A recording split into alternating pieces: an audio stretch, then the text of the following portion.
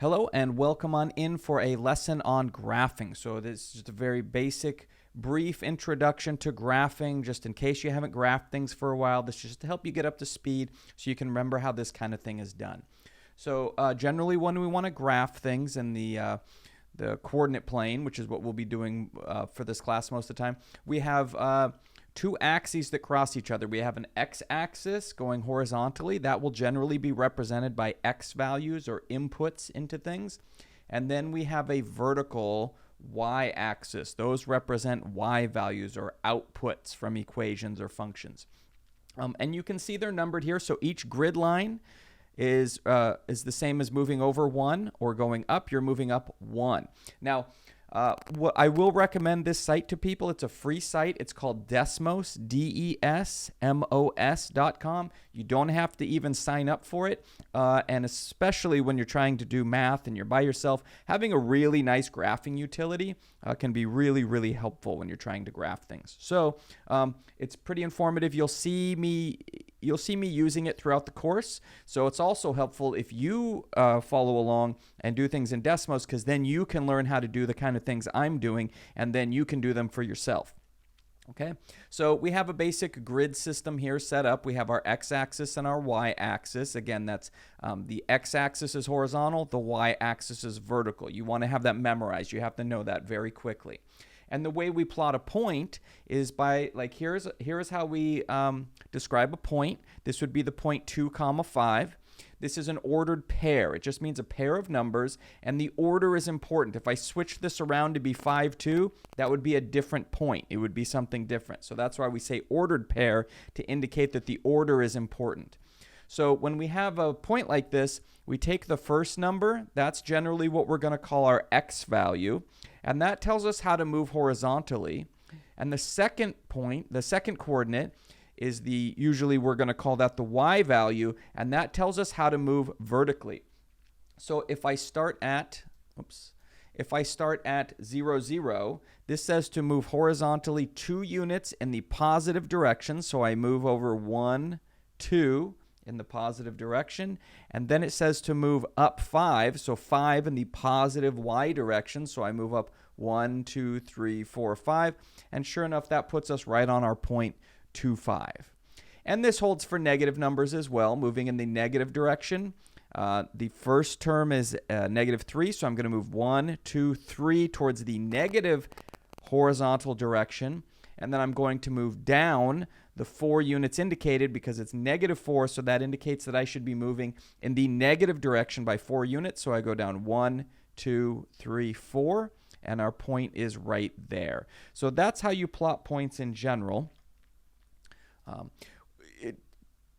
The axes split up the graph into 4 regions called quadrants.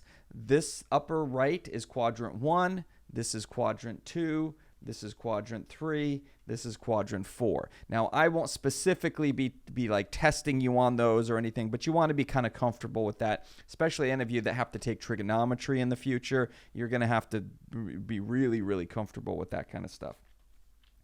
Okay, so when we talk about plotting points, that generally means you're going to find some points and you're going to come put them on the graph and see what happens. So a lot of times what happens is we kind of want to understand when we graph something, what we're looking at is a visual representation of our variables. Oftentimes there'll be solutions to an equation, but there could be lots of things that we go through and try to graph. But what we're really looking at is things that satisfy the equation or the function. So it's taking all the values that work for your equation or function or whatever it is that you're working on, and it visually shows you the ones that work. Okay, this can be really helpful because our brains are good at recognizing patterns. They're good at like seeing shapes. All right, these are the kind of things that were helpful for us when we were evolving, so our brains kind of know how to do that. Much better at looking at pictures and looking for patterns than we are at just looking at like pages of text. That's why when you look at someone else's scratch work, when they work out a problem, your brain takes a little while to make sense of it, but if they show you a graph, you probably understand it much quicker. So we want to be able to take things like equations, like we have right here, y equals 2/3 x plus 1, and we want to be able to graph that thing and see what it looks like. So what we want to do then is find points that we can plot, just like we did up here. We want to find points on that line that we can plot, and then we can draw our line through it. But as it stands right now, we don't know any points, right? Because these are just random points. They're not connected to this line that I want to draw. So what you want to do, the way you can also do this, and I recommend, is by just making a table right here. And the way you make tables in Desmos is you come up and you click the plus for add an item, and it says, what do you want to add? A function, a table, a note, an image. There's lots of things you could do. Just click table, and this will pop up for you. And there's a couple of different ways that you could play with this. So I'm going to show you that in a little bit more detail in just a second. But first, let's understand the mathematics of what's going on. Before I show you any ways of like streamlining the process, we need to make sure that you understand the process and that you understand what's going on. So let's jump into, this is the algebra mode. This is how we would go through and figure this out. So here's our equation, y equals 2/3 x plus 1. And we want to find a point. So what I'm going to do is I'm going to pick an x value, and then I'm going to calculate the corresponding y value. And once I have that x value and y value, we can plot it as a point. And then we're just going to repeat that process until we have enough points to plot everything. So let's start off. I'm going to just pick the point. What happens when x equals -3? And you might say, wait, where did you get -3? Why are you starting with -3? Just pick a value, right? If you pick a value and it starts to have lots of fractions, maybe try picking another value. Sometimes you have to deal with fractions. Sometimes we can avoid them.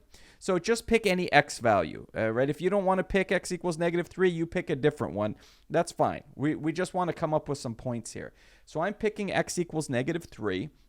And now what I'm going to do is I'm going to take this original equation, and where there's an x, I'm going to substitute in -3 because we're saying we're interested in what happens when x equals -3. So I should be able to substitute this x for -3. So then we're going to do that. So as you can see here, what's about to pop up is just me rewriting that same equation, except now, see how instead of an x up here, now it's a -3? So I have substituted -3 in for x into my equation, and now it's just a matter of simplifying everything. Well, this 3 and this 3 are going to cancel each other, right?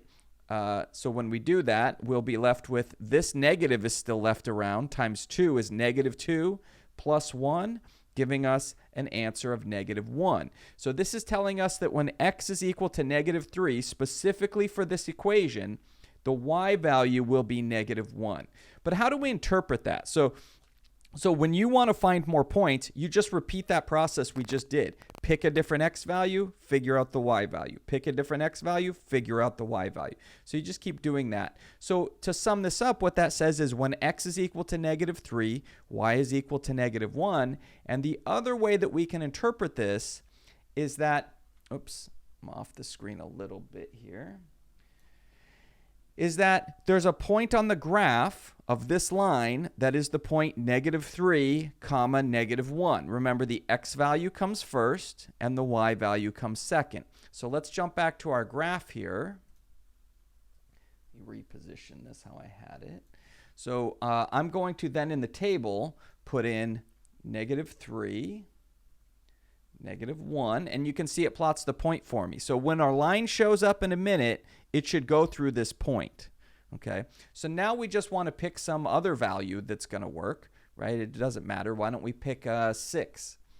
Okay, so I'm just somewhat randomly picking 6 here. You can pick any numbers you want. Why did I pick 6? Well, so you can get a little bit better at this. It kind of streamlines the problem and you can move through it a little bit quicker. You don't have to do this, but this class is full of things where the better your number sense is, the better you have experience doing more and more problems, you're going to spot ways that you can make the problem go a little bit smoother. That's one way to tell someone who does like a lot of the homework or almost all of the homework from someone who's done a lot less, is that person who's done a lot of the homework usually knows how to work through the problems in a way where it's just going to, the path's kind of going to unfold in front of them for a lot of these problems.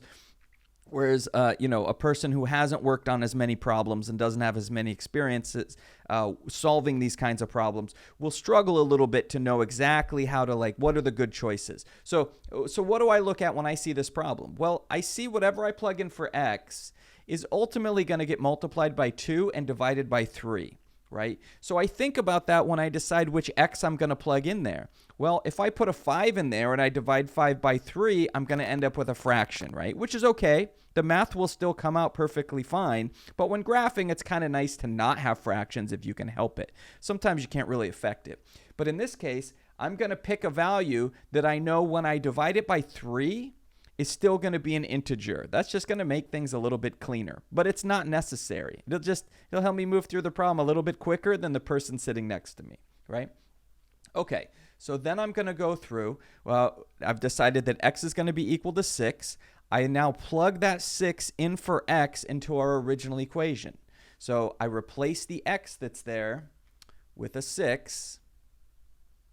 It's just like this. And you can see now when I take this 6 and multiply it by 2, I get 12. When I divide it by 3, I get 4. No fractions, right? As opposed to if I put a 5 in here and multiplied by 2, I'd get 10. Divide by 3, now I have fractions, which is fine. But, you know, why use fractions when we don't have to? So that means that when I do this, I get 12 divided by 3 is 4, plus 1 is 5. So our y value is 5. When our x value is 6, our y value is 5.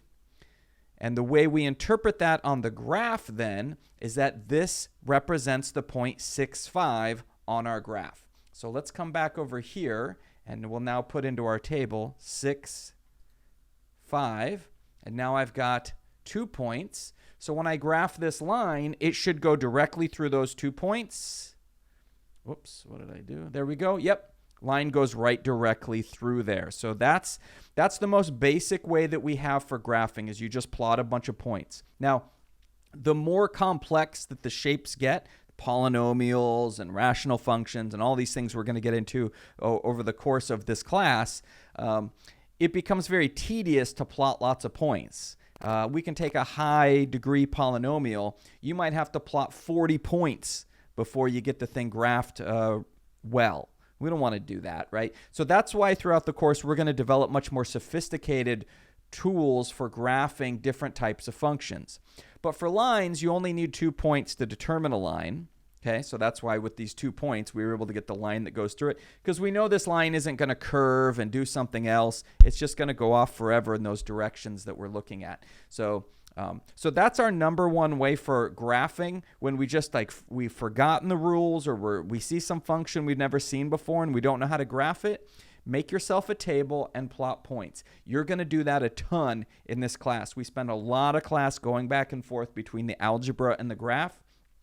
And you're going to find yourself, that's a very regular thing you're going to do. You make yourself an XY table, you find yourself some points, and you get started, right? And then in addition, we'll pick up additional tools that are more complicated but help us graph things a little bit easier. We also have a thing called intercepts. The intercepts are where the graph that you're graphing crosses the x and or y axis. Okay, so like for instance, in ours, let me put these on here. It looks like we have a y-intercept of 0, 1. That's because, right, so 0, 1, so we go horizontal 0 and up 1. That puts us right here. That's where our graph, the green line, crosses the y-axis, so we call that the y-intercept. For your y-intercept, it's always going to happen when x equals 0. Just play around with like trying to plot some points. You can't be on the y-axis if your x value is not 0. So that's kind of handy to keep in mind. We will talk more about functions in this class, but generally you're only going to have one y-intercept, and that's because functions can only have one y-intercept. But you could have multiple x-intercepts. Our particular graph right here only crosses the x-axis at one point. So that means there's only one x-intercept. But your functions can have many x-intercepts. Usually you're only going to have one y-intercept or none. You can have no y-intercepts, and you can have no x-intercepts. But it is possible to have multiple x-intercepts as well. We just don't have it in this problem. So it looks like our x-intercept here is going to be at -3/2 or -1.5. And then if you think about it, if your point's going to lie on the x-axis, your y value has to be 0. And then we see that that lines up right here. So we can find our x and y intercepts pretty easily right here by just seeing where we cross that axis. Okay, so so that's a nice intro into graphing.